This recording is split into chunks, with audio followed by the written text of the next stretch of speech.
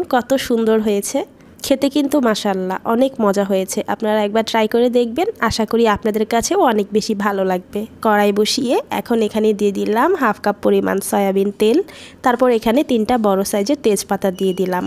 এখন এখানে দিয়ে দিলাম আমি 1 কাপ পরিমাণ পেঁয়াজ কুচি। পেঁয়াজটা একটু বেশি দেওয়ার চেষ্টা করবেন, এতে করে তরকারির ঝোলটা খেতে খুব ভালো লাগে। পেঁয়াজটা একটু সময় নিয়ে এরকম হালকা ব্রাউন ব্রাউন করে ভেজে নেবেন। আমার যখন ভাজা হয়ে গেছে, এখন আমি এখানে আদা রসুনের পেস্ট দিয়ে দিচ্ছি 4 টেবিল চামচ পরিমাণ। খুব ভালো করে বাটা মশলাটা এখন আমি ভেজে নেব, যেন বাটা মশলার কাঁচা গন্ধটা দূর হয়ে যায়। বেশ অনেকক্ষণ ভাজার পর এখন এখানে দিয়ে দিচ্ছি বাদাম বাটা আর কিশমিশ বাটা। এখানে প্রায় 6 টেবিল চামচের মতো বাদাম কিশমিশ বাটা আমি অ্যাড করলাম। খুব ভালো করে মিশিয়ে নিতে হবে। তারপর এখানে আমি দিচ্ছি এখন টক দই।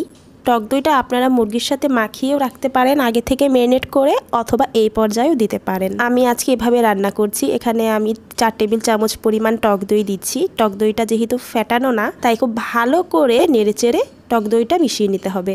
তাহলেই দেখবেন মশলাটা খুব স্মুথভাবে কষানো হয়ে যাবে। নেড়েচেড়ে ভালো করে মশলাটা যখন মেশানো হবে, তখন এখানে আমি একদম অল্প জাস্ট 1 চিমটি পরিমাণ হলুদের গুঁড়া দিয়ে দিলাম কালারের জন্য। আর এখানে ধনিয়ার গুঁড়ো ব্যবহার করব 3 টেবিল চামচ পরিমাণ। জাস্ট এটাই গুঁড়ো মশলা, এখানে আমি কিন্তু কোনো মরিচ অ্যাড করব না। খুব ভালো করে নেড়েচেড়ে এখন মশলাটা সময় নিয়ে আমি ভেজে নেব। কিছুটা পানি দিয়ে দিলাম। এই পানিটা দিয়ে এখন প্রায় 15 মিনিট আমি মশলাটা কষাবো। দেখুন মশলাটা কষাতে কষাতে এরকম দলা পাকিয়ে গেছে মশলাগুলো, আর তেলটা একদম আলাদা হয়ে গেছে। আপনারা দেখেই নিশ্চয়ই বুঝতে পারছেন এটা কিন্তু খুব সুন্দর করে কষানো হয়েছে। এখন এখানে আমি আগে থেকে ধুয়ে পরিষ্কার করে রাখা মুরগির মাংসগুলো দিয়ে দিলাম। এখানে রোস্টের পিস করে কাটা রয়েছে। মাংসগুলো কিন্তু আমার আম্মুই কেটে দেয়, আর আমি কিন্তু রান্নাটা করি। রান্নাটা কিন্তু আমি আম্মুর কাছ থেকে শিখেছি। আমার যেটা মনে হয় প্রত্যেকটা মেয়েই সবার আগে তার মার কাছ থেকে রান্নার হাতেখড়িটা পায়। খুব ভালো করে যখন মুরগির মাংসটার সাথে মশলাগুলো মিশিয়ে নিব, তখন এখানে আমি স্বাদমতো লবণ অ্যাড করছি। আমি কিন্তু মাংসটা ভেজে নেইনি, আমি এভাবে কষিয়েই রান্না করব। বেশিরভাগ মানুষই কিন্তু রোস্ট ভেজে রান্না করে, কিন্তু আমি ভাজি না। আমার মা এভাবেই রান্না করতো, তাই আমিও এভাবেই রান্নাটা শিখেছি। ভেজে নিলে না আমার কাছে মুরগির মাংসটা কেমন ড্রাই মনে হয়, তাই আমি ভেজে নেই না। এখন এখানে আমি গরম মশলার গুঁড়ো দিয়ে দিচ্ছি, যেটা আমার বাসায় বানানো শাহি গরম মশলার গুঁড়া 2 টেবিল চামচ পরিমাণ। আর দিয়ে দিচ্ছি 1 টেবিল চামচ পরিমাণ জিরার গুঁড়া। এটা কিন্তু ভাজা জিরার গুঁড়া, কাঁচা না। খুব ভালো করে গুঁড়ো মশলাটা এখন মাংসের সাথে মিশিয়ে নেব, সময় করে নেড়েচেড়ে। এখন শুধু এটাকে কষানোর পালা। এটাকে নেড়েচেড়ে অনেকটা সময় রান্না করতে হবে। যদি আপনি মাঝখানে কিছুটা নাড়াচাড়া বন্ধ করে দেন, দেখবেন এটা নিচে কিন্তু লেগে যাবে।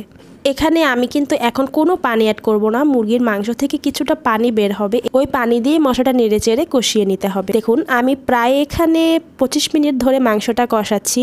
আমার কষানোটা কিন্তু হয়ে গেছে। এখন আমি এখানে 1 বাটি দুধ দিয়ে দিচ্ছি।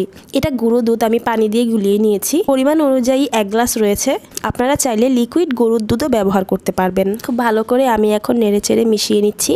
ফিরে আসছি 30 মিনিট পর। দেখুন আমি মিডিয়াম টু লো হিটে রান্না করেছি এটাকে। একদম ঝোলটা যখন গা মাখা মাখা হয়ে আসবে, আর যখন এরকম তেল ছেড়ে দেবে মশলা থেকে, তখনই বুঝবেন আমার রোস্ট রান্নাটা কিন্তু একদম কমপ্লিট। যখন একদম রোস্ট রান্নাটা কমপ্লিট হয়ে যাবে, তখন এখানে দিয়ে দিলাম 2 টেবিল চামচ পরিমাণ ঘি। এটা কিন্তু জমাট অবস্থায় রয়েছে, তাই এখানে 1 টেবিল চামচ পরিমাণ দেখাচ্ছে, কিন্তু আসলে এটা 2 টেবিল চামচ পরিমাণ ঘি হয়েছে। ঘিটা দিলে কি হয়, রোস্ট থেকে খুব সুন্দর একটা অ্যারোমা বের হয়। রোস্ট রান্না আমার কমপ্লিট। এখন আমি এটাকে নামিয়ে নিচ্ছি। দেখুন কত সুন্দর হয়েছে, খেতে কিন্তু মাশাআল্লাহ অনেক মজা হয়েছে। আপনারা একবার ট্রাই করে দেখবেন, আশা করি আপনাদের কাছেও অনেক বেশি ভালো লাগবে।